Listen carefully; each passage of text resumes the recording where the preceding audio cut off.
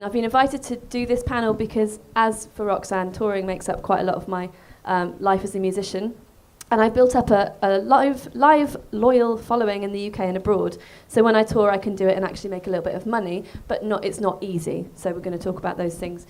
And we have three, I can't count, four very interesting panelists, including myself, on stage. And I hope by the end of this session we'll have given you some really practical tips to take away and put into practice, because that's what this whole day is about. And again, there's no point going, just make great music and it'll all fall into place, because that's not really what happens. So I'd love them to introduce themselves and tell us a little bit about what they do, and then I will start grilling them for you. Do you have a mic? Yes, sure.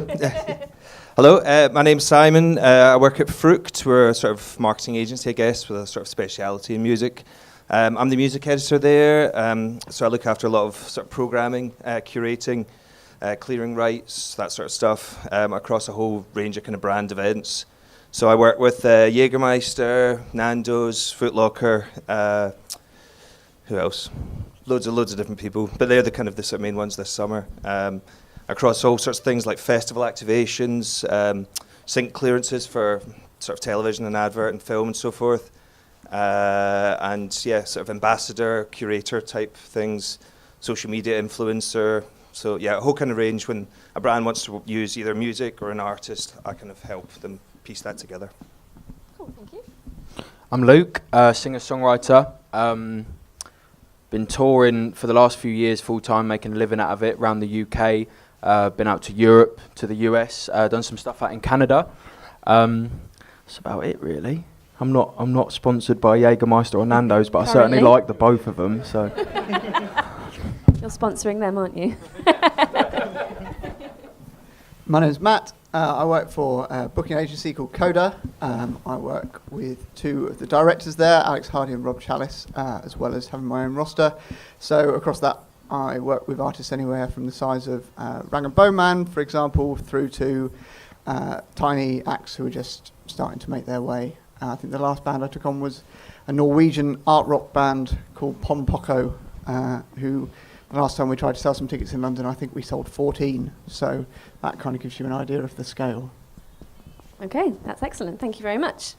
Right, we're going to go through in sections. We're going to talk about independent touring generally, and we're going to talk about the UK and then about abroad in separate chunks, I think.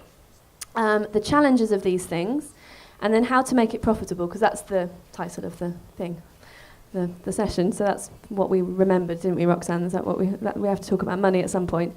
So, as I say, I've been touring for 8 years on my own, and before that with other people. And I suppose the way that I started doing it with things like, I would look at artists I would sort of like to emulate or like to be where they are and say, well, where are they playing? You know, especially in Europe, I go, oh, there's a load of venues in Berlin I've never heard of. I'm going to find email addresses and send them messages and things like that. And that's how you start building up your own list. And then I've got to the point where a few friends of mine and I will sort of share lists to some extent. I was going to ask you, Luke, what do you think, how did you get started doing this? It's a pretty amazing achievement to be able to do that and make money and have it as your job. So tell us your secret. when I first started, I was literally doing anything I could get my hands on. So I started gigging live when I was 12 years old. And I remember when I was 14, I opened for Jack Harris there in the audience. And anything that was going on around locally, I'm from Canterbury, so it was a good pub scene of open mic nights. So it went from that to then playing, I don't know, like neighbouring towns like Ashford, where they had some great pubs. And then it progressed on to maybe doing session nights in London where 4 or 5 artists would play. You'd do 45 minutes and I was just pressing CDs with stickers on that were really rough recordings and was just handing them out. And it was more, I suppose I was focusing on word of mouth and hoping that if I was playing locally and getting in as many places as possible, it would build a bit of a buzz about it.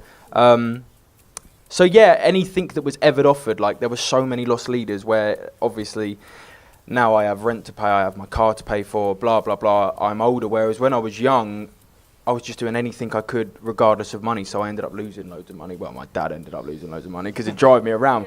But we would honestly just anything we could get our hands on, we would just go and play. So. But isn't it all about getting good at what you're doing as well? 100%, of course it is. So really, you know, you shouldn't be paying them ever, by the way. But it doesn't matter if you're getting paid for things. If essentially it's practice, it's you're honing your skill, you're learning your craft. It's marketing as well. So a free, you know, if you're not getting paid for a gig, but there are people there, you are playing your music to all those people.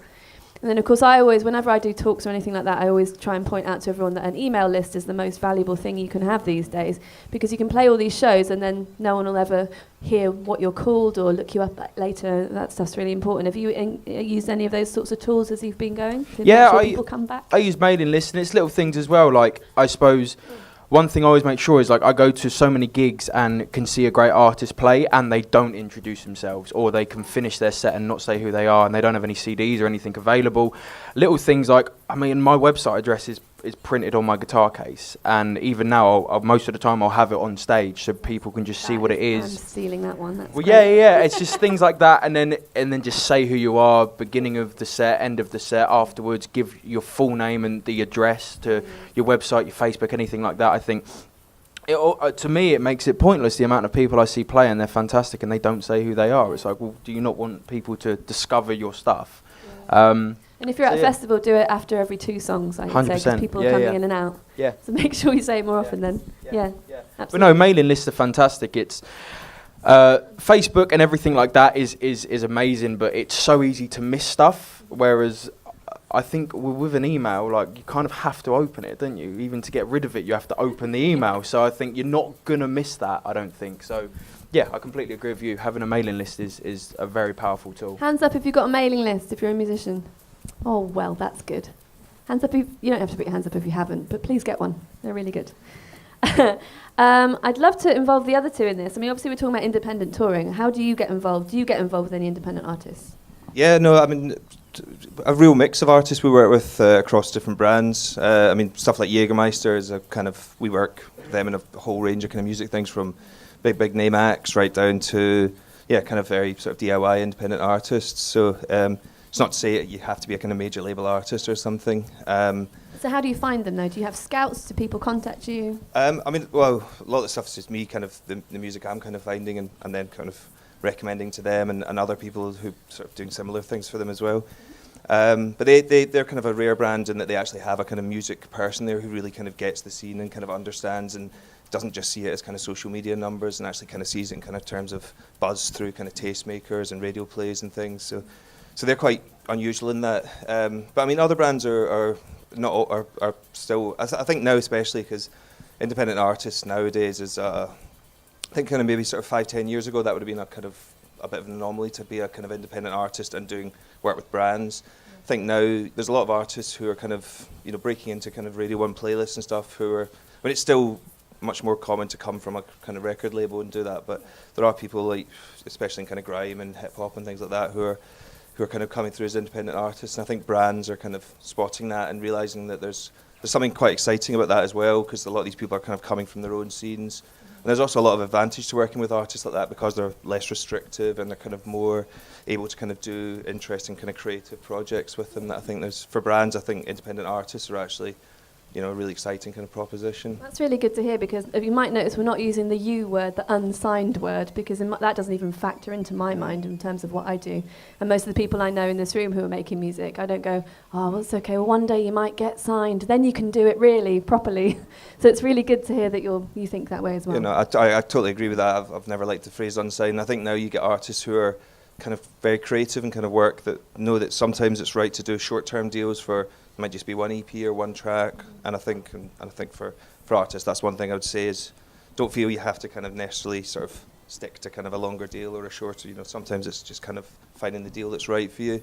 But I think kind of holding your rights and remaining kind of independent is a good asset when you're working with brands, because it makes you much more kind of flexible. There's less people involved, and so I think for brands that's a benefit for brands, but it's also a benefit for artists as well. Mm-hmm. Cool. We'll talk more about that in a bit. But Matt, how do you find your artists? And so these people who can only sell 14 tickets to the gig, is that something that Like, do you have a sort of plan for them? Is there, you must have a plan, like a business plan, because you work for a real company, don't you? You'd hope so. Remains to be seen. Yeah, I mean, there's no set way. You get asked quite a lot, like the way you discover artists, and you basically, a lot of it relies on trust and people that you trust, and you build up a network of people whose opinion you value, and so that is, you start to extend that network, because that means you don't have to be in every pub every night, which, appealing as it is, isn't the most practical thing to be doing. And then, being as an artist, it's about trying to be in the place where you are going to play in front of those people. So, for example, the Norwegian band I took on were playing a kind of a Great Escape style, showcase event in Norway that I was invited to. And I saw them and I was blown away, and I knew the manager that was pitching for them as well. So we were able to kind of take it on at the same time, and imagine the day we will take over the world together and things like that. So there's no set way, but there is. I think there's something great about discovering. So that band, I discovered them basically in the town that they grew up in, and I think there's something amazing about that, rather than seeing another band that has come to London to try and find the gold at the end of the rainbow. I really like what you were saying about playing loads locally and drawing people into that, and I still think that's a really powerful thing to do. And so when you take on an artist, you must be thinking about trying to get them to a point where they can tour profitably, because then you make your cut from it, obviously. So, I mean, how do you plan that out? Yeah, I mean, obviously, it's different for different companies. I guess I should say that. Like, I work at one of the bigger agencies, and so in some ways that does cut you a bit more slack, because hopefully you've got acts at the top of the roster that are covering all your costs, and you can kind of take on something that's going to be a slightly slower burner. I think part of it is knowing that there's going to be the rest of the team at some stage that's going to support that to a stage where it does become profitable for us. Obviously, not only does it give you a bit more flexibility and a bit more leeway because you've got other artists earning money, but it comes a time where you can't devote all your time to an act that's not making a reasonable amount of money. So for a lot of artists who maybe will be releasing independently for the majority of their life, and your goal is to sustain that as a 9 to 5, that might not be the sort of thing that we'd look to take on, whereas something with grander plans, who are going to be able to, something that is, I've forgotten the word. Anyway, something that's going to expand and grow into something that becomes really profitable at some stage. That's obviously what you hope artists on our roster will one day achieve. Of course. Well, it's like we were talking about in previous panels. I think it's all kind of coalescing into, it all makes sense. Everything links up. That obviously, as an independent artist, if you're looking to take on manager, agent, and other things, you have to make sure they're actually going to make some money, because you want to make money, and their cut comes from that amount. So if you can't also pay for your manager out of your money, then really it limits you a little. But then, of course, we're not really limited, because we can do it all ourselves anyway, so it's fine, in my opinion. It's just different ways of doing things, isn't it? And so I thought we should probably talk about briefly about booking your own shows as well, like promoting your own shows to some extent. Now, I have a fiancé who's a promoter, so he's not massively keen on me doing this. But I was doing it before I met him, so there's nothing you can do about it. So about 5 years ago, I started putting on my own shows because I was living in southeast London, and I realised that for £100 I could get a venue and a sound person, and that meant if I sold 10 £10 tickets, I made my money back. And I ended up selling 150 £10 tickets. Then I could pay the other artists to play on the bill with me, and I could then fund, paying my band, putting on the next show and stuff like that. And then I kept doing it like that, and I've been doing it like that ever since in London. Then I moved to Bristol, started doing it there. Started off with 15 people in the front room of the Croft, if anyone knows about the Croft, which has now since changed hands and everything, which has now expanded into more. And I'm very pleased to say, and I'm not boasting, I'm just surprised, that I sold out my 3 shows, my headline shows in December recently, which is very exciting, but I think it just shows that you can, I'm just telling you, because I'm just, if you start doing things and you consistently do them, then things happen. If you don't do anything, strangely, nothing happens. It's quite weird. So I was just wondering if you've ever done any of this stuff, because you're talking about playing lots in your area and pulling people in. Have you ever thought, or have you ever gone, great, well now it's time for me to actually, for those people who are buying tickets who just assume we're all getting paid hundreds of quid if we're on stage, right, to actually fund you a little more that way? I mean, what I mainly do nowadays is work with promoters. So I gig around the country and the other people are putting on the shows. So no, I mean, like you say, you put on a lot of your own shows. I haven't done that in a long time, although last month I did a live recording where I just put, and that was like what you said, I got a venue in Canterbury, sorted out costs of it, sorted out a sound man, sorted out tickets, invited a load of people along, and we just recorded the whole night, and we're going to make that an album I'll release next year. And that was probably the first show that I've put on in a long time, because now if I put on a show in Canterbury, I know a woman, Deb Zell, who puts on fantastic shows there, and I will just go through her. There's other people around the UK that I will just go through the guys that put on the shows. You find often they have their own crowds as well, a bit like the folk clubs, although I suppose folk clubs are very, very much like they will go regardless and they won't even look at who's playing, they just go along. Whereas you'll find if a promoter's putting on a show, they have people they know on their roster of their mailing lists and stuff, and then you can get in front of different people that maybe otherwise wouldn't have heard about you. But no, I think putting on your own shows is a fantastic thing, because you have the freedom of pitching it and making it exactly how you want, whereas I suppose in the situation of you're working on someone else's time, they get to choose the venue, you go play the venue, they get to choose a sound man, you go and deal with that sound man, the lighting rig, blah, blah, blah. You're always kind of on other people's power, I suppose. I suppose all I'm doing is highlighting different ways of doing it, because I think there's a tipping point. I remember I was talking to quite a large promoter in Bristol about them coming on board doing some of my shows a couple of years ago, and this guy did a budget for me showing me how much he was going to lose by putting these 3 shows on, and then and we'll sort of pay you this much, which is about less than a quarter of what I would earn if I did it myself. And I said to him, thanks so much that you want to work with me, but I don't want you to lose money, and I don't want me to lose money. So let's just park this idea until it's got to a point where it will earn us both money, you know. And he was really surprised at this thing, but I was doing the whole manager hat, business hat, going, this is a terrible, terrible idea. Why on earth would you want to lose basically nearly a grand? And how even does that happen? Because of course, if you get promoters involved, and there are brilliant ones, there are really brilliant ones, but they're going to send a rep that's going to cost them 150 quid. They're going to, you know, there's print costs, there's all sorts of different costs they put in there, which is to help sell the show, of course. But it doesn't guarantee anything, and then it just means it's quite hard for everyone to get paid. And I also hasten to point out that I'm not talking about things exclusively about money. When you put your own shows on, and it is a lot of hard work, but I know there are people in this room that do it, the feeling is different. And if you're interested in that feeling of like, all these people have come to see me and they know my songs, and yeah, it might be 15 people that know your songs to start with. It's just a totally different gig. So I would recommend thinking about that, especially if, like me, you're having problems getting people to let you headline. Because 5 years ago, people weren't letting me headline because I was playing solo, and they couldn't get their head around it. So I had to go on before the band all the time. So that's why I started doing it myself. But it's just different ideas. Please make a noise if you've ever put on your own show and paid for a venue. Yay! All right, good. So you know what it's like. And it's just nice that, as I say, I'm sure there's a tipping point where, I'm sure Matt will agree, I hope Matt will agree with this, where you need to get the professionals involved to push it to that next level. But, I mean, it depends if people are willing to lose money on your act, right? Yeah, and I think one of the kind of smaller maybe points that does highlight is that a kind of way of, you know, aiming towards being profitable when you're putting on your own shows is that you can sit down and you can initially think, right, I've got my venue and my sound man, and then I just need to, you know, my 10 tickets to cover that.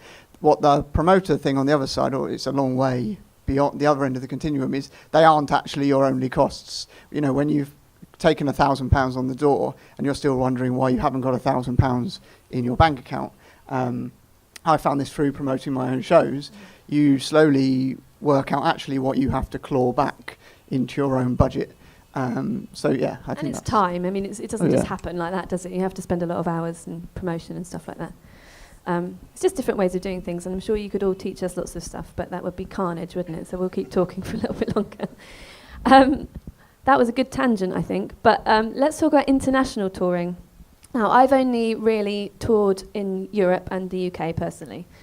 And again, that's been through, the first tour I did in Germany of 4 that I've done so far was with a guy who was kind of like an agent on the side of his job, and he just wanted to help out. He was someone I met at a gig, and he wanted to help me get over there. And then he basically wasn't making enough money for it to be worth his time because they're little shows, you know. But it was a way of me making a decent amount of money and coming home with money to put into my project. So I started booking them myself. How do you do it? I have a booking agent over in the UK that does all of my shows, and she works with. I suppose I do a lot of European. I mainly do Belgium, Holland, and Germany.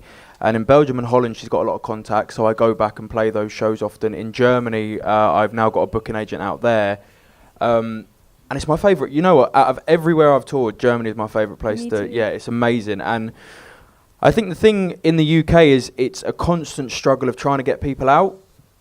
The whole thing of having to promote it, having to get people out is a big part of making the show. Whereas it seems that in Europe, people just come out because they like live music. And more so in Germany than anywhere else I found.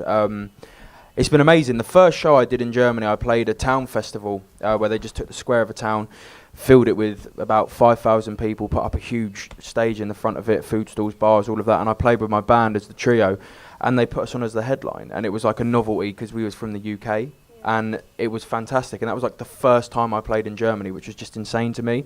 And since going back, I mean, I don't really get it. I don't know why, but I do like private headline shows, and like I'm playing in front of 150, 200 people. And I think, I don't know how these people know me. Maybe it's because you're good.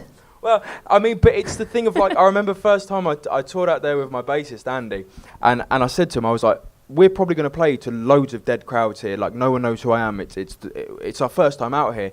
And it just wasn't the case. And I was genuinely asking people from the audience, like, why are you here? Like, you must not have heard of me. And they just said, oh no, we come along. We just like live music. We saw you was from the UK. We came along, and then they buy CDs. They come back with their friends the time after. So it's with that, you see it building a lot quicker, I've found personally. Yeah, and it's a much bigger country. So make a noise if you've played in Germany. I'm sure lots of you have too. Isn't it great? They have bagels and everything. It's wonderful. Well, they have those here. Anyway, I just like the food in Germany. It's brilliant. But it's just a different culture. So yeah. people, if you haven't been, people do love to go to shows. It does help. I think it helps being I say inverted commas, exotic English person, because I don't think of myself as being exotic or anything. But when you go there and you sing in English, some people just really appreciate it. And I've seen some pretty bad performers who sing in English and people still love them. So maybe they're not really that. I don't know how discerning people are. I don't care, because it's nice to play to audiences that are appreciative. And it seems to be different because there's a lot more money for the arts. I don't know if that's changing at the moment, but there certainly has been in the 3 or 4 years I've been touring there. So they can pay you. They will automatically offer you accommodation for the most part. They'll say dinner's at 7. You're like, huh? You're feeding me as well? What? It's amazing. So nice. And of course, because it's so much bigger, you can tour there more often. There's a lot more towns to play. There's every one of them has a festival, I think. It's incredible. And this country is just very much more small than Germany and mainland Europe, of course. But I think it forgets that it is. So it's really, if you have the opportunity to try it and go out there, just try it, you know. It's not expensive to get there. I think it would be worth your while, because you don't need to be well known or known at all, as you say, to have audiences out there. And they just appreciate if you're good. They don't need to see you on a billboard to be impressed and come to the show, I think. Do you do any work in Europe? Yep, do quite a lot with Foot Locker. Just doing a sort of European store tour at the moment. That's mostly with local artists. So it's kind of been working with like a sort of upcoming Norwegian artist called Fanny Anderson in Oslo, and Spree Noir is a French rapper in Paris. So yeah, sort of I've done bits and pieces with other brands, but it's tended to be kind of local artists. Yeah, I suppose just remembering that the UK is very small is really worth it as a musician, because I believe that our songs are a passport to these like amazing adventures that you can have, and just as long as you have this mindset that you can go anywhere. As long as you're nice to the people, they're pretty great about it. Roxanne and I discussed whether we should bring Brexit into this, but the thing is we just don't know what's going to happen at present, so I don't think it's going to be a particularly valuable conversation unless anyone knows any more details than the current government, which is about 0. So I think if anyone has some questions about that later, don't direct them to me. But how about the States and Canada? You've toured Canada, right? States. You toured the States. Now, is it good? Would you recommend it? That's a huge country, but I think typically people, I don't know, it seems to be the place it's hard to crack. Yeah, it was an amazing experience. So I went out there. There's an American artist called Rebecca Loby, who does a lot of touring over here, and I was out for a thing called Folk Alliance, which is a big conference which took place in Kansas. And it takes place in a hotel, and they invite musicians from around the globe, and then it's a great place for marketing, finding new artists. They also invite PR people, festival organisers, radio people, all of that. And I met Rebecca there, and I had done a tour and was signed to his label a few years back, a guy called Martin Joseph, a Welsh singer-songwriter. And Rebecca had come over, toured with Martin, and my booking agent is Martin's booking agent. And then so mutual friends, we met each other, and then the idea came that I would go over and open her shows in the States, and she would come over and open my shows in the UK. So we did that, we kind of gig swapped. And it was incredible, you know. I was out there, I didn't have to drive, I was chauffeured about in her car, she did all the drive. I mean, she got the short stick. She drove around the US for 3 weeks, and I drove around the UK for 3 weeks, so I was all right. But no, it was amazing. I was just a tourist, basically. I was out there, and it was my first time, apart from Kansas, where you are kind of, at the end of it, you're basically just locked in this hotel, and there's maybe like a little shop around the corner to get some breakfast and a place to get some food. And apart from that, there's not really a lot where we were in Kansas to see. So it felt like my first time being out in the States and meeting a bunch of great people. I got to go to Nashville, which was amazing. I got to play the Bluebird Cafe, which was just incredible. So yeah, it was fantastic. It was good fun. Yeah. I toured America myself, but it was when I was playing bass for Tricky, and so it was just a 2-week tour. I haven't been able to do it since because visas are very difficult to get. So if anyone has expertise about visas or questions about that, don't direct them to me. I know nothing about them. But it's frustrating because I have a friend called Eliza Rickman who makes incredible music, and it's actually quite easy for American artists to come over here. It costs about 80 quid. You just have to get someone to sort of sponsor the application or something. So we sorted that out really easily for her, and I drove her around the UK, and she's promised to drive me around America if I can get a visa one day, so I cross fingers maybe that would happen. It is very difficult to do it that way around, hence me focusing on Europe personally. But in Canada, apparently you don't need a visa. Roxanne, is that correct? That's correct. So let's all go there. Also long drives, but very beautiful scenery, so, excellent breakfasts. These things are important when you're on tour. You don't get to do much sightseeing, do you? Matt, do you have any comments about the States and Canada? Do you sort of have anything to do with that with your artists? No. Hand that to someone else? No. Avoid it like the plague. No. It's hard. Yeah, to get no. people over, It's such a different ball game because of the distances, because of the regional variations of things. CODA have a partnership with an American agency called Paradigm, and they have offices in Canada and across the US. So we will book you gigs anywhere in the world, but not America. Yeah. It's just too big, isn't it? But I think it's an interesting point, though, that having people on the ground in different places who you can trust is really the ideal thing. And in the same way, I was going to mention about having safe houses. Safe houses. So I have a number of safe houses around the UK, so when I'm touring I don't have to pay for a hotel, because quite often I can't afford to, or I can't afford to for 5 people anyway, because it's hard to make money touring. So I have various friends who don't mind putting us up for a night. So I would highly recommend making friends around the country who will let you do that. And similarly in Europe, as you play, do you have this? So where you build up relationships and friendships with people, especially doing house concerts. You sit and have dinner with the family, and they just invite you. They say, "Oh, if you're ever passing through, you need a place to stay. Come and stay." And a few years ago, I realised that people, when they say that, they mean it, and it's quite nice to say, "Oh, yes, please," and then you go and stay with them and have a great time. So I think that's quite an important thing as well. So having people on the ground who are promoters or agents, and then places you can stay, it builds up. That's how you can make it profitable, because the least money you have to spend, the more you can take home. It's quite easy like that. And I wanted to talk about merch, because you're saying about when people play and they don't have a CD.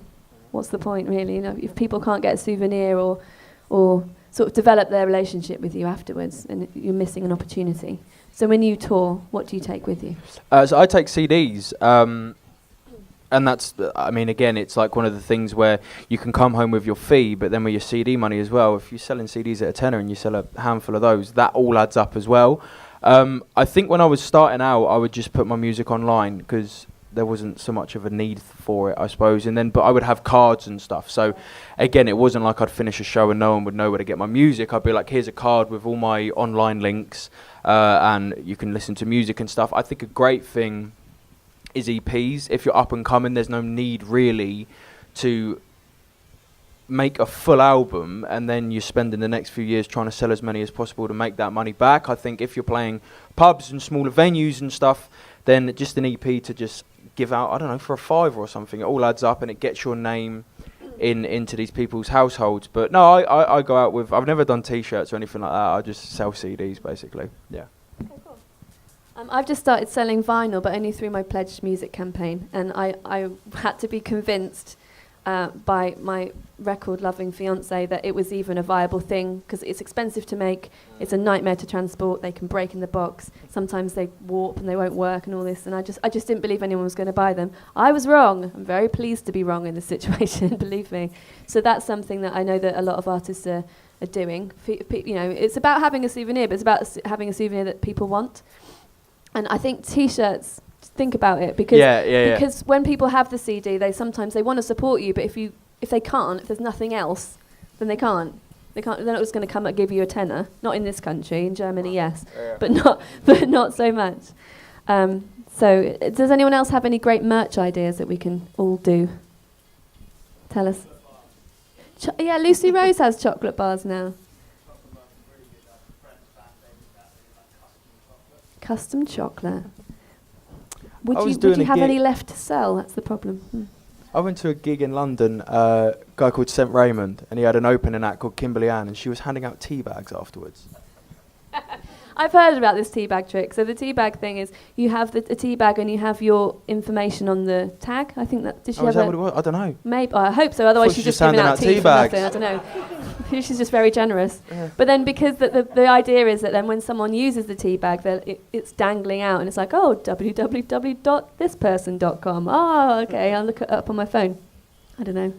I'm not really that organised. I just thought one thing actually for international touring, just jumping back a stage, it's actually because it's quite valuable to the sort of brand world as well. But I would say like get good at knowing how to use music data, be it like Spotify or YouTube. Learn, I mean it's quite an obvious one, but learn where your audience is. I mean Spotify particularly is so microscopic now about where people are sort of listening to from. The reason it's obviously valuable in the brand world is like we get, people saying, we've got, we want a show in Spain or a show in France or whatever, and we use that data to kind of choose UK artists or potentially French artists. But I'd say for small artists, sometimes artists can have decent streaming numbers. So learn how to use that data, particularly Spotify, but there's loads of other good sources like Next Big Sound and things. So you kind of find where people are listening to your music from, and then potentially that will help you plan tours as well and where you should be targeting. That's brilliant. And what I do with my email list as well, now this is kind of boring, so just try not to glaze because I can see your eyes. But with my email list, I segment them. It's thrilling. I segment them into areas of the UK and to countries around the world because that's enough, So I know that there's however many people on my list of 5,000 people who are in the southeast, in London, particular cities, Bristol where I live and all that. And so I can send them targeted gig alerts instead of boring them with, I'm playing in Scotland and you don't live there, never mind. And then, they might leave your list. So that's quite a good one as well. But obviously, the listening data, those people aren't on your list probably. They're more casual listeners or whatever. But to get an idea of where you could go and play, very good. Thank you, that's very useful. I want to talk a little bit more about how to be a kind of professional and safe when you're touring, because and how to tour flexibly. So we were talking about that, weren't we, before this session? Because as much as you might want to take a 7-piece band with you everywhere, that's 7 times a flight, 7 times food, hotels, everything. So it's definitely worth being prepared to tour flexibly, whether that means reducing your show down to solo or duo, trio, something like that. Just in terms of being able to build something before you can take the 7-piece band. Which is what I've been doing. So my plan next year is to be able to take my band with me to places. Having built up, a reputation, having built up contacts and all that kind of stuff, and sold some CDs to people who hopefully will come out again, and then be able to pay the band and everything like that. And you have had experience of playing with different configurations, right? Yeah, so I play solo, duo, and as a trio as well. I find around the UK it varies. When I'm doing festivals and stuff, it's nice to have the trio. I do talk when I do Europe. I often take one of the boys out more for company than anything, you know, because it's just you're spending 3 weeks away from home on the road. So and the nice thing is, is like when it's the trio, we don't rent vans. We just go in our cars. So it's me and Andy, the bassist, going in one car, and then Connor, the drummer, goes in his car. So again, I've got 3 heads and 2 cars to pay for. That's still cheaper than getting the van. It's still cheaper than getting a van. Yeah. So in the UK, I do. Not so much at the moment. I've been doing a load of solo stuff, but I do a lot of trio shows in the UK. We do tours in Scotland, and it was the first year I did it with Connor, the second year I did it with Andy, and this third year we've done it as the trio.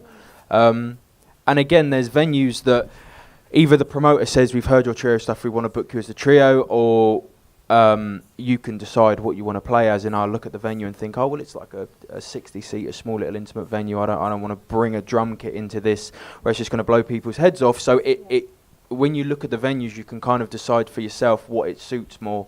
But no, I suppose it costs more money, but it's for me, I find it more fun really, because they're my mates. I met them in college, so I'm playing with 2 of my friends on stage, and the driving is shared. You've got people to talk to on the road, especially when you're away from home. With the UK, as you said earlier, it's not really a very big country, so the majority of the time I'll just drive home after a show, so it's not too bad. Whereas if I'm out in Europe or I'm up in Scotland or anywhere else, it's like, well, I'm away from home for considerable amounts of time, and being on your own doing all of that and meeting lovely but strangers every night, I think it's quite nice to have a pal with you to kind of kill the time between, because I think that the time you spend on stage is an hour of your day. The rest of that time is sat in a car or sat in a green room. So if you have someone to share that with, it's a more enjoyable process. Just have to pick the person very wisely, don't you?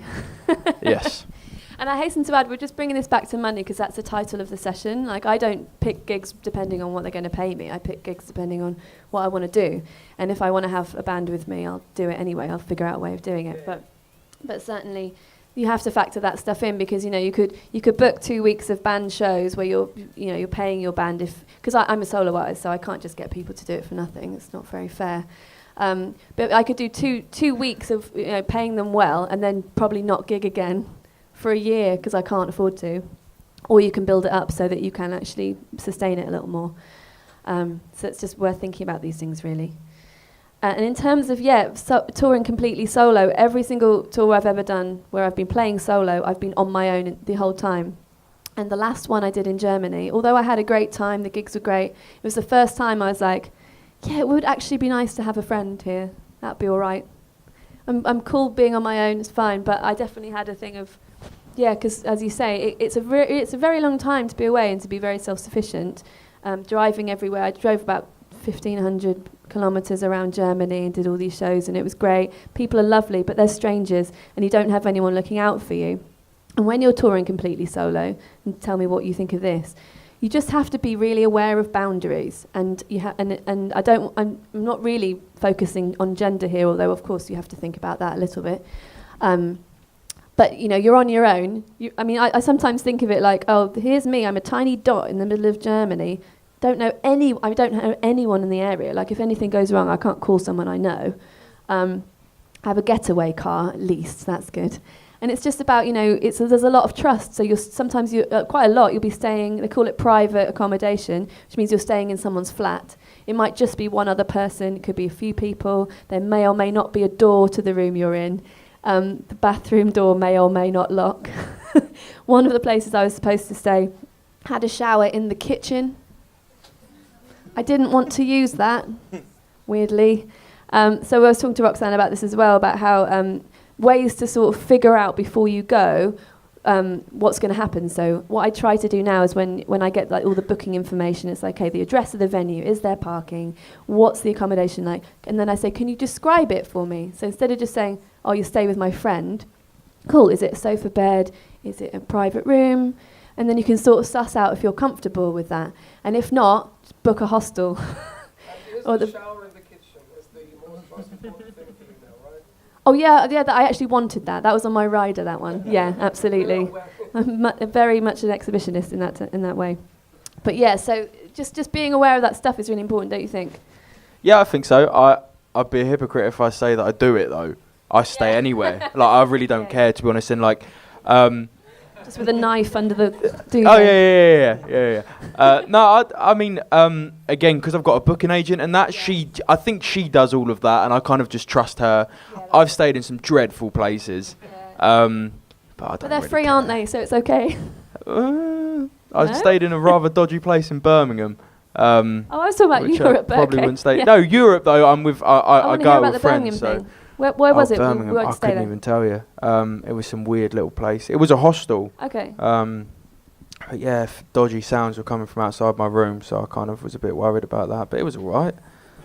Comfy bed. Live to tell the tale. Yeah. No, I probably should take more care about that. But when I'm out in Europe and stuff, I'm with my friends and as well where we gig so often around the same places, we'll do the drive back. We got friends that we stay with in Belgium and Holland, and then in Germany they just stick you in really nice hotels. And I did some solo shows earlier this year out in Europe.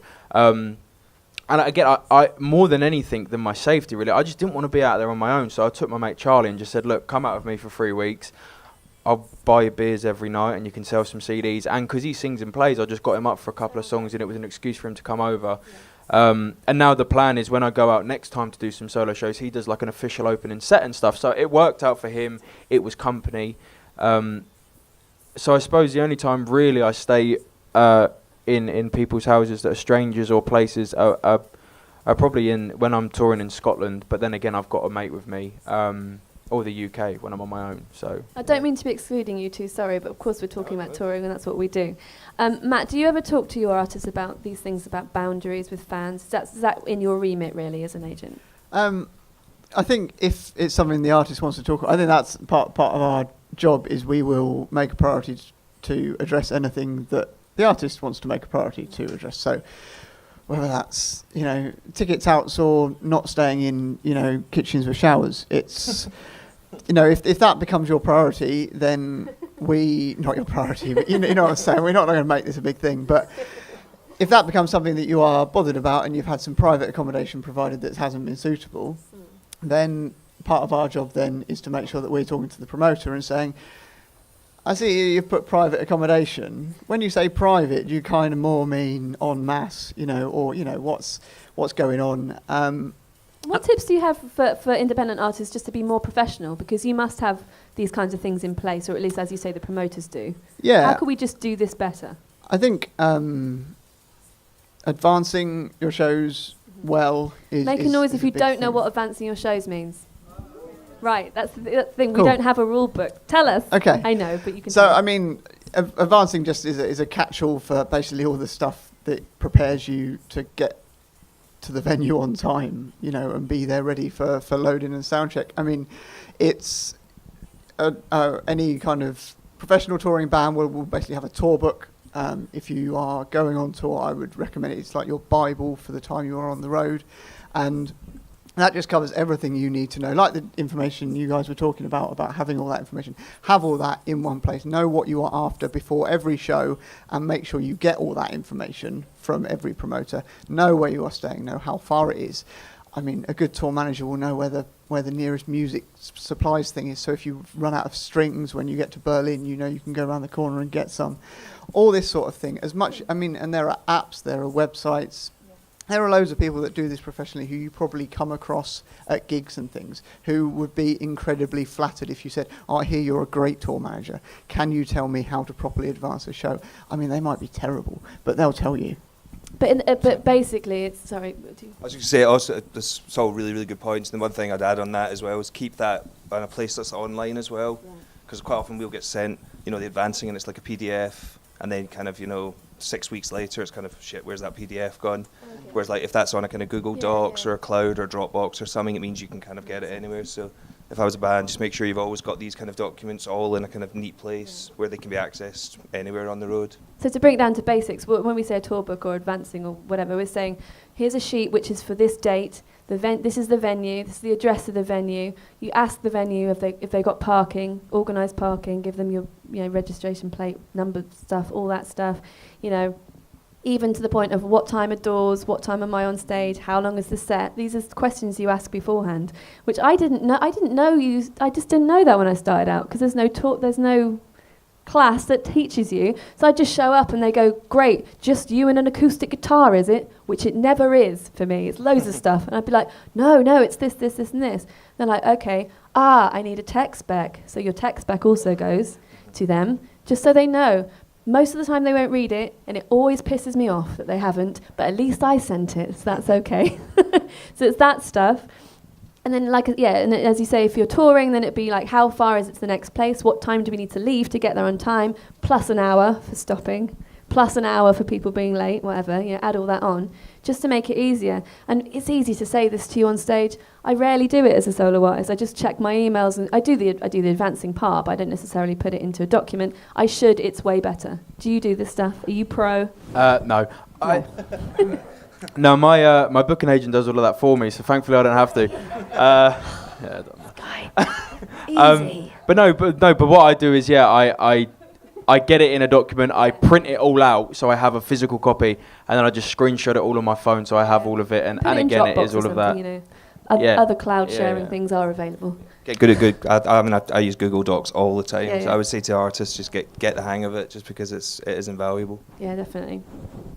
Yeah, that stuff. It just Oh, and I wanted to talk about, because this is kind of in the same ballpark, about like announcing things. So again, when I started out doing my own shows, I go, someone's booked me for a gig. I'll put it on my website, I'll just sort of do a tweet.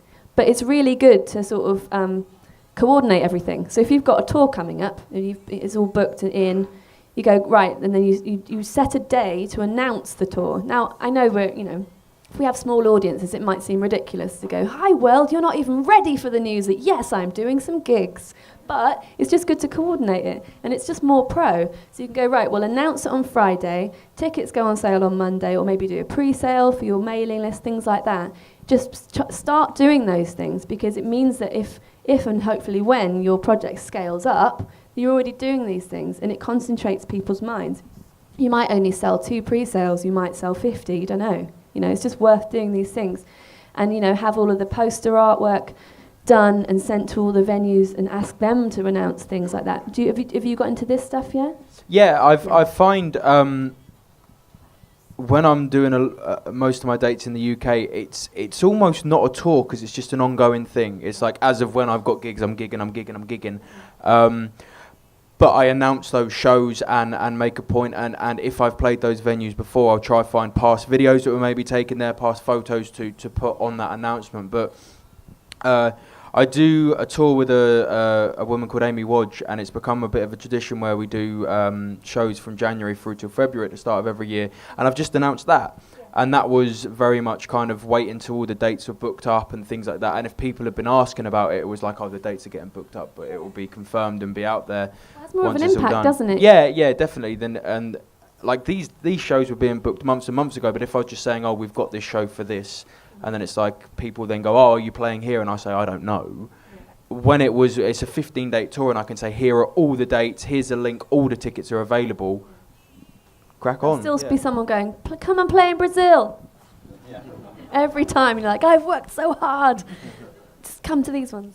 I think it's time to ask people for questions, don't you think? Unless do you guys have anything you'd like to add? There was just one actually. Professionals amongst us. Just actually something we sort of touched upon earlier. I thought was actually quite interesting was about the kind of upscaling and downscaling of your band. I actually think that is a really, really important thing. So if you're like, I appreciate some bands, are a fixed 5-piece or 7-piece, but especially like in my world, we do a lot of like content, lots of bits and pieces, mini sessions. Sometimes they can be in a nice place with great, acoustics and great mixing desks or whatever. But like sometimes it can just be like in, a sort of Foot Locker store with not much. So it's kind of finding ways of making your band kind of that you can quickly downscale, so you can do these kind of small shows. And even when you go to things like South by Southwest, you might find yourself in a tiny little venue where they can't handle a 7-piece band. So trying to find ways you can kind of, upscale and downscale your band, I think is a really useful thing to do. I think it's also a way of, almost every band or artist will want to go back to the fact that you've got great songs, and it's about finding a way of showcasing that song in every situation. Not everything has to be, a rock opera or whatever. Absolutely. If you've got a good song at the core of what you're doing, you can probably strip it down to an acoustic guitar or a piano and showcase the song. And if people can see that you've got great songs, once you take away the fuzz or the didgeridoo or whatever it is you've got, that I want to hear that band. Yeah. Sounds dreadful. Next Friday, Seabright Arms, I'm there. That will, I think if you can showcase your songs really well, because that will take you in a lot of different directions as well. Yeah, totally agree. You just limit yourself if you're not willing to be flexible, I think. Yeah. Do we have questions? Yay. I think you have to wait for the microphone, sorry. I can hear you, but no one else can. Just one thing to add to the troubles of touring with the band. Instead of touring with the band, you can do the Chuck Berry thing. You can go somewhere and play with whoever's there. Like in my case, I'm working towards finding cello players in different places. So I go there and play with whoever's there. So yeah. That's a great idea. Just an idea. And certainly, if you can manage to get a visa to go to the States, but you can only get one for you because it's thousands of quid, then if you can rehearse up a band when you're over there, it's a brilliant idea. Yeah. It's cheaper. And they might know all the best places to eat in every town. That's always useful. I've got a friend in Germany who knows the best cake in every town in Germany. She just sends me a list. It's amazing. Sounds like a good friend. Good friend. What data should we be capturing at gigs? Because I think that's a really valuable resource, without sounding like too corporate about it. Obviously, like email and stuff like that, but also other things. Because I know that's what I always do. Every gig I play, I write down like how many people I thought might have been there, how many people just to kind of keep track of each gig. So yeah. Great idea. I always have a clipboard. I actually stole this off Sarah Howells, who's also known as Bride. You should listen to her music. She's great. But I don't know if she's still doing it, but when she was doing her solo shows, she'd have a clipboard on the floor. And when she played a few songs and got a really good reaction, she would hand it out from the stage, right? I kid you not, I've got about 1,000 extra people on my mailing list from doing this. If you have it on your merch table, they have to come over to the merch. And the great thing is when you hand it out like that, you're then playing a song, so you're not going, please sign up, and then they have to go, no, and you're crushed. So they can write on it or they can pass it on. There's no pressure, and it really does work really well for me. So I just capture email and I put town down, and then I send them an email the next day if I can decipher the email address, and I tell them to write neatly. That does help.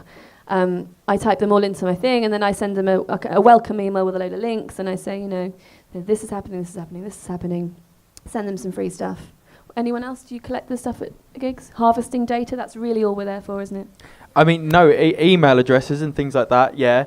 I find if I'm playing places where I know people have come prior, then I will make sure to kind of just send them a little personal message before, like, by the way, if you haven't already seen, I'm in your town at some point doing this. If I've played venues in the same town but isn't the venue I'm returning to, I will message the promoters or the owners of the other venue and say, by the way, I'm playing around the corner, it'd be lovely to see you. So I suppose it's about kind of trying to build these small communities in the towns you're playing in. But no, the idea of keeping a tally of the amount of people that have come, so then you can set yourself the goal next time you go back to that venue to see if you've upped the ante. I've never even thought of that. I kind of just judge what it's like next time I go about it. That's a cool idea. It's really good, because then also you can, when you're recommending venues to other musicians, it's good to tell them that, isn't it? Yeah, and I always used to just write, when I sold merch after a gig, I would just write down the total amount, because, I have to declare it to the tax man. But I wouldn't write down specifically what I'd sold until recently, because that's actually really useful to know, because then you go, people aren't necessarily buying the first 2 records as much because they want the newest thing, so maybe don't need to reprint those, you know what I mean? So it's just useful to have that data. It's not why we're in music, but it is useful. I always think a GoPro is just a good investment. It's not data, but I think just like having that, just capturing a bit of every gig is really valuable. You never know where you're going to need that, so I think that's always worth doing. I think there are lots of other places to collect data as well. I mean, the mailing list at a gig thing is probably still great. You guys will know more than me if that still really works. But a lot of promoters, I mean, there's data protection and stuff, but if you can ask promoters if they've got email addresses for people that have bought tickets to your gigs that they can share with you. And that might be something you can do. But also, if you are in the world of pre-sales and things like that, your timeline leading up to your pre-sale and your announcement can start, a week before, saying there's going to be a pre-sale to this, but you only get it if you're on my mailing list. Yeah, I did that recently. I had 100 extra people sign up, and I honestly, it was just a suggestion someone gave me. It really worked. Yeah. And I think some of them were already on there, but I think it's just you get them excited about something. It's really nice. Because people want to support us. They actually want to come and support us. You just have to let them. Give them the tools. Do you have any more questions or comments? I have a question. I'm going to sneak mine in because I'm holding the microphone. I had a question for you, Simon. If you've already said this while I was running around, then apologies. But can you give us a real example that you've dealt with where teaming up with a brand has really made a tour profitable for a band? Because I appreciate for a band, as you were saying, for a band it's much harder to tour than a solo act. So can you give us an example of how that would work? How a brand can make that more profitable? Well, I mean, I've never done a full tour with a band. I mean, I've done lots of individual shows and kind of done a few sort of 3-date type things. Never done like a kind of full on the road. I mean, I guess like there's the obvious ones like financial assistance, but I think it's also that if you can team up with a brand that's kind of relevant to you, be it if it's kind of guitars or whatever, then there's obviously kind of sort of additional support from them through kind of support and tech and so forth, expertise, those sorts of things. I mean, I think the bulk of when you want to kind of look for a brand for sort of touring particularly is kind of think two things, like what can I get from them that's actually going to be useful for me, but also don't just think about it in sort of such kind of one-way sort of terms. I think a lot of artists just think, what can I get from a brand? And actually it's much more like, well, what's a brand going to get from my tour? And so don't be surprised if you sort of are offering them nothing and they're sort of saying, well, we're not going to give you any money. It's like, not be surprised by that. Actually think like where you're going, what can you offer? Can you offer kind of access to content? Can you offer sort of some kind of sales sort of things, some sort of deal where maybe you do a version of their product with you kind of attached to it? So yeah, I think it's kind of thinking about it a little bit more sort of two-way rather than just kind of thinking, how do I get some money from them? Because I think that's probably going to be ultimately fruitless for you and for the brand. So I think the ones that work the best are the artists who feel, there's a kind of a sort of two-way relationship there. Could you give an example of one where that worked particularly well, that synergy? I mean, I think we've done quite a few things with like Jägermeister and bands where the bands actually kind of, it's quite a kind of music sort of spirit, it's kind of, it's drunk at gigs, it feels kind of quite rock and roll, it's got a kind of good sort of, it's a good kind of connection. So we've done ones where bands have kind of, we've had bottles with like kind of, the band's name on it, and then the bands have kind of done things like they've tweeted that and shared that on Instagram and so forth. So for the brand it's great, you get like an Idols bottle, like and the band sort of sharing about it and stuff. So those kind of things I think kind of work quite well, plus then, there's the support that the brand can offer the band.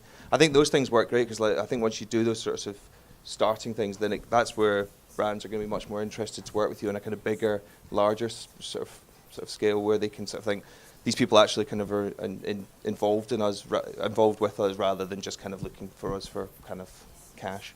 So can I ask, Ben, are there brands that actually, because you keep saying cash and money, and I was thinking that brands would just sort of support you with their product, and I don't want to get wrecked at every one of my gigs because Jägermeister are giving me free Jägermeister. I'm not interested in that. So are there brands who are willing to put money into tours or into gigs? I'm sure there are. I mean, I think like it could be. I'm sure there are ones that put in sort of small sort of financial. I would imagine it's probably more likely to be artists who maybe have kind of existing deals with them. I mean, I haven't done ones where a brand has just sponsored a tour, but I'm sure it's just a type of sponsorship. So there will definitely be tours out there. So if anyone here wants to start getting involved in contacting brands, how would they do it? You just find a brand, email them, tell them. Well, about I mean, yourself? it is obviously. I mean, everyone's obviously looking. It's harder to make money from sort of record sales. So I think brands have become a sort of a good one where people see that there's money available. But there's obviously a lot of artists out there, and not as much brand money as there. I think we understand it's all very competitive. Yeah. But what would people do if they wanted to start doing it? I mean, I think I get asked this a lot. And it's really difficult because there's not really like a application process or so forth. I think it's trying to if you can find a way of reaching the brand and actually kind of sort of be it via social media or something, or kind of especially ones if you kind of have a bit of an affiliation with it, if it's like a trainer that you're always wearing or something, then it's kind of trying to speak to them directly. I mean, I think it's also trying to work with people who are within the music industry who have brand expertise. So that might be, good booking agent, or it might be people within record labels. I mean, a lot of the kind of label services, those kind of companies now, like Cobalt and people like that, have really good people involved in them who do and sort of understand brand deals. So it's trying to work out from these sort of people who have the connections with specific brands, how might be the way that you can look to get it. I think just kind of spamming brands, or spamming kind of and sort of hoping that you can, sending it to like 100 different brands and hoping that one that picks you up is going to be difficult. I think it's thinking a little bit more strategically and potentially ones that you kind of actually want to do work with, rather than just like looking for a bit of money from someone. Any more questions? Any more questions? Hello. Can we get this lady a microphone? I'm just wondering if there's any way, if any one of you have had experience of maybe doing a tour based around your songs being based on a theme or a movement or something you're supporting. So if you were supporting a charity, or maybe you had a project out where $1 or £1 was going towards, I don't know, Planned Parenthood is something that just comes to mind as something I was supporting with the release of my book. I'm just wondering if someone had that kind of theme around their tour. Is there any but it experience sounds like a great idea. Is there any experience of that among either Has the anyone here had independent experience musicians of that? or? Theming a tour is such a good idea. I've never thought of it. Steal that idea. That's great. Brilliant. Thank you. So you were touring with a book, were you? Well, I launched my book, and I'm thinking now of trying to do a tour where I can combine music and my next book. So do you play music as well? I play music as well. Uh-huh. I write songs as well, and I have themes around. The book is about modern dating and the horrors, the highs and lows of all of that. So it's just trying to come up with a way of making that into a tour that would work. And I was thinking if it went around a theme, then that sort of links to brands, it links to the idea of it being something maybe more marketable that is, but then would be different venues potentially. If you I think you've come up with the idea. It's brilliant, because if it's a book, I mean, my favourite gigs I've ever done have been in places that aren't traditional gig venues. That's why house concerts can be so great, or art galleries, or bookshops. Because you've also got a book to sell, or places that are to do with, I don't know, But go also and play at a things- speed dating night. And also things like around giving the country. talks. I don't know if there are sort of educational things, but I presume that booking agencies just deal with the music venues and keep it quite streamlined rather than thinking outside the box like that. Possibly, but you could contact them, and if they don't want to do it, you can do it yourself. Or find Certainly. local people, local bookshops in each place, because they probably love to have that, especially if you can play solo or duo or something. What's your book called so we can read it? Why is no one advertising themselves at this thing? Come on. It's called Love Poems for People Who Don't Like Being in Love. Love poems for people who don't like being in love. Sounds like the music I make. That's brilliant. Check out that book. I love that title. That's great. So if anyone here knows any like a network of bookshops, this lady would be very interested in finding out about it, I think. Hi. He's on. Hello. Has anyone got or had any experience of crowdfunding for tours? No, I haven't. Not for tours, no. Although I did sell, I'm on my third crowdfunding project at the moment, via Pledge Music, if you'd like to check it out. But I did sell gig tickets for my last one, but it wasn't specifically for a tour. I know people who have. Do you have any questions around it? Just have they? I just wanted to know the process and how, because I'm actually just generally about crowdfunding, but I don't know if that's for now, because this is about tours, so maybe it's a question for We've the got end. time, I think. Does anyone have anything to say, or I can take it? I can see why it appeals, because obviously kind of the model of selling tickets for gigs is kind of the closest you get to crowdfunding for a tour, because you have a rough idea. And I guess the only way round that, then, knowing that you then won't see a lot of the money until after you've played the gigs, is to try and get, if you've got guaranteed fees, is to get some of that in advance. For example, we normally ask for 50% in advance, and we know that a lot of the time that really helps bands, because there are costs, there are people that want that money now. And I guess the other, just try and work with people who work with professional musicians and know that you don't always have that ready flow of cash. You know, if you need to hire gear, if you need to hire a van, you know, don't just get it from Bob's Vans down the end of the road. Go to somewhere like Matt Snowball or somewhere like that where they know that you won't be able to pay there and then for it. I didn't know you didn't have to pay up front with Matt Snowball. That's I don't know. I just made that up. But rumour. In terms of crowdfunding for tours, I mean, you should look up someone called Kim Bookbinder. It's Boek Binder, not book like a book. She did. She's a Canadian artist living in America. She did a thing called the Pre-Sold Tour. It's a few years ago. I mean, she was sick of turning up to venues and then maybe not being a great turnout. And every time you do that, the promoter goes, "Oh, it's normally busier than this." And who's heard that? Yeah, it's normally busier than this, they say. And you go, "Great, I heard that the other day." And so she did this thing called the Pre-Sold Tour. I'm pretty sure she either promotes some of them or all of them, or at least the promoters were involved in it. They knew how she was doing it. And so if she didn't sell a certain amount of tickets for each place, she just didn't go. And then she'd refund the people. Because then she's going to play to bigger crowds. And it was a really good thing. She got a lot of press around it. And so just look her up. And if you want to contact her about it, I'm sure she'd be happy to talk to you. Because she's great. Crowdfunding is great. You have to have a crowd. So, I mean, just very briefly about crowdfunding. You can't, if you don't currently have an audience, doing a crowdfunding campaign won't necessarily build you an audience. And you certainly won't be able to raise a ton of money if you don't have an audience yet, because you're driving all of the traffic to your crowdfunding campaign. So I'm very lucky that at the moment I've got, it's hopefully going to get there, and it's been very successful. In just two and a half weeks, I've raised 51% of the goal, because for 8 years I've been gathering email addresses, tweeting, making videos, putting records out, building it all up to this point. And I'm just very lucky that people like my stuff, or these people like my stuff, so I'm lucky that way. I think it's like putting the cart before the horse if you do it the other way around, basically. I think you could certainly crowdfund a tour.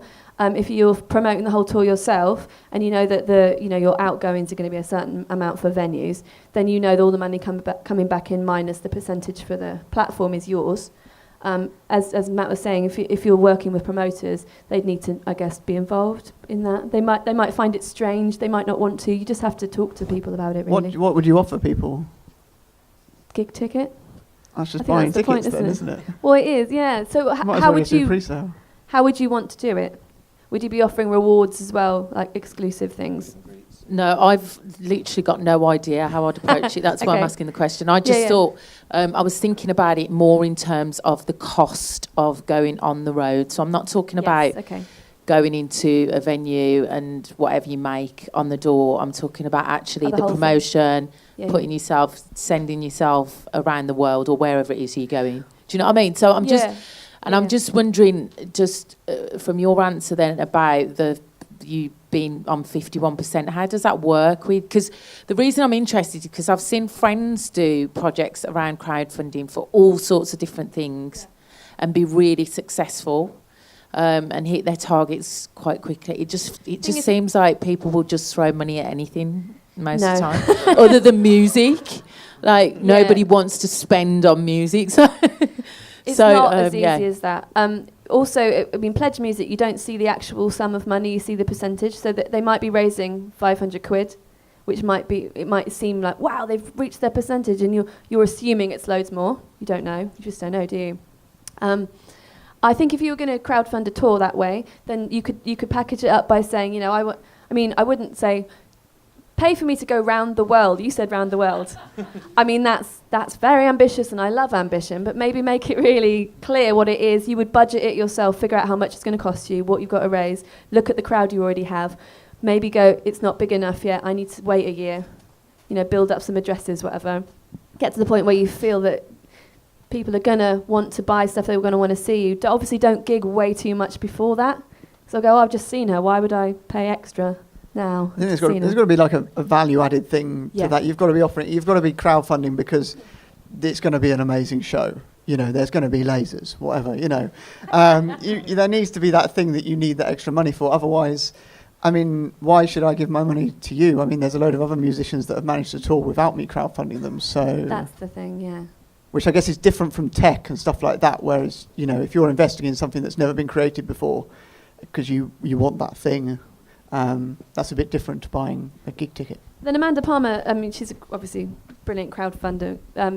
She has a crowd, so you can't just copy what she does and expect the same results, obviously. But she definitely did a thing. I think it was her and Neil Gaiman were doing a tour, and they did crowdfund it. But what they did was say, you know, if we get this many people or this much money, then we will professionally record the gigs and then release them. So to the people who couldn't even go were buying tickets, essentially, because they were going to get this brilliant exclusive thing. So you could do that kind of thing. Just look at people who have done it and steal that. That's what the rest of us are doing, isn't it? I think Mary's got a question. Are we running over? It's worth having it around a release rather than just the tour. Yeah. I think if you're just doing it on a tour, unless you've got a massive fan base that are gonna really be desperate to come and see you, I think like you need to have something that you're giving to them as a bit of an extra. Say it's like you do an EP, you do a launch, something like that, which is going to give them something a bit more. Or it could be just, it doesn't have to be like a record or something. It could actually be a really sort of imaginative sort of launch event or something, which you can say to them, come along to this, and say that they're going to invest a little bit more. Because I think like fans and just, it's not necessarily the fans who would be into your music, it's the people around that who want to get involved with it, like the extra people, I think. So you need to give them something a bit more interesting than just a tour. Not to say anything about the music, but it's just you kind of need something else, because people just like that really now. It's kind of, we need something more, we want to be getting something for our money. So I think it's just think more around the sort of bigger picture for it. Yeah, it's all about the story around what you're doing, like all of this, all the social medias. I mean, I could talk for many days around my ideas about this stuff, but there's not really time. But if you're going to offer stuff, you have to make sure that people who can't come to the gigs can also get involved, really. And if you're doing a crowdfunding campaign, don't also start trying to sell something else on the side of it. You've got to put everything into that campaign, you know. Otherwise, it's too distracting. I have another question, and then Martin has a comment. Is that okay? Mary has a question too. Is that okay? Fine. Fine. Oh, she doesn't have to go first. Oh, okay. She's going first. I've already asked a question. It's just about crowdfunding. I was just going to say, I found it really useful, because I think, are we like 10 years since, where did Kickstarter start? 10, 12 years ago? There's loads of quite good, like really excellent concrete research and studies that they've done on crowdfunding now. And there's just some amazing websites out there. And I would just say, having done 2 campaigns, the first one was actually for more money than the second one, because the first one was about cycling. It was an album of cycling songs, and I sort of had this idea that maybe sometimes the story, like you're saying, picks up more than just a sort of normal album, which I'm now doing about sort of whatever else I write songs about. But yeah, I would say check out websites with really great advice based on actual research that people have done. Because, and you know, also even just deciding whether Pledge is right for you. It might be that Kickstarter's better. It might be that, you know, there's loads out there. So I would say, yeah, apart from, obviously you need to build your fan base first. Pledge can help you build your fan base.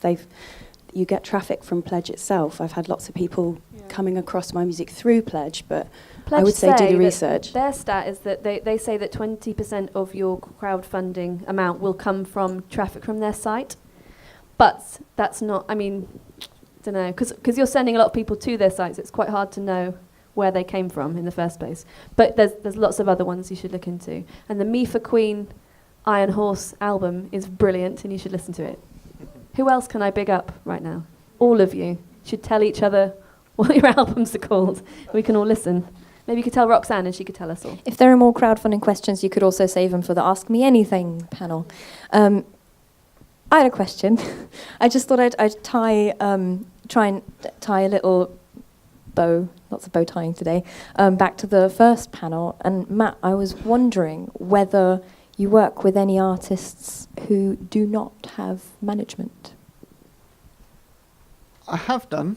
I'm trying to think whether I do currently. No, because they have gone on to get managers. So That is the question. Do you start working with artists who self-manage or have different types of arrangements? a lot of the time you get involved at different stages depending on when you discover the band. Sometimes, for example, I went to see a band once who they'd only played a few gigs. Everything was very new to them. The people at the show were me and a label that were interested, and between the two of us, we knew we had to find them a manager, because then the manager could do all the bits we couldn't be bothered to do, like find them a lawyer so they could actually sign the deal with the label and all these sorts of things. Also, there's a dynamic as an agent to an artist where you have to be honest a lot of the time, and it's very hard for me and an agent to be completely honest with a creative thinking being. It hurts, doesn't it? Because we just don't need to hear all of it. And a lot of the time, people will take it as that you don't believe in them and what they're doing, and so you need to have that buffer in the middle of a manager, where you can say, look, I mean, we're selling less tickets every tour. There are empirical facts that suggest this isn't working out. But if I said that to the artist, he'd be like, oh yeah, but the next one's going to be the big one, and you don't believe in me. And so you need that buffer in the middle. And I think you need someone at some stage that is going to be the bad guy as well. And so I can say no to people for gigs. I get charity requests from some of the neediest sounding people, and I have to go back to them and say, oh, they're not touring next year, sorry, they can't play your village hall, and things like that, where, so I can be the bad guy there, because then the manager and the artist don't have to. So you kind of all take on different roles within it, and it means that not everyone has to always be the good guy, not everyone always has to be the bad guy. So I think there is definitely a value to having more than just... I think if you were an artist just doing it all on your own, you'd have to be incredibly thick-skinned and have an amazing vision, but also an amazing sense of perspective to what you were doing, which I don't think is natural for one person to have all those things at once. Thank you. Martin? I could say it was crowdfunding related, so I've just tweeted it. I was just going to say, actually, it was about... oh, well, let's not talk. I know. Shut up. I think actually, it's interesting hearing, like, do you need to attach it to anything? I'm not sure you do. I think, as you said, if you've got the right story or you can build the right incentive around it, whether that's an actual thing or just getting people interested in your story. There was GoFundMe in the States was started as a educational funding thing, but people are using it for international travel plans and breaks now to sort of say, I want to go to Singapore, can you help me pay for that? So people are daft enough to do that. But I think if people want to support you, and Patron as well is another one that's, literally was the idea of that is you used to have patrons who would support your creative arts planning. So I think if you set up the right campaign and ask the right people, it doesn't mean you won't get it.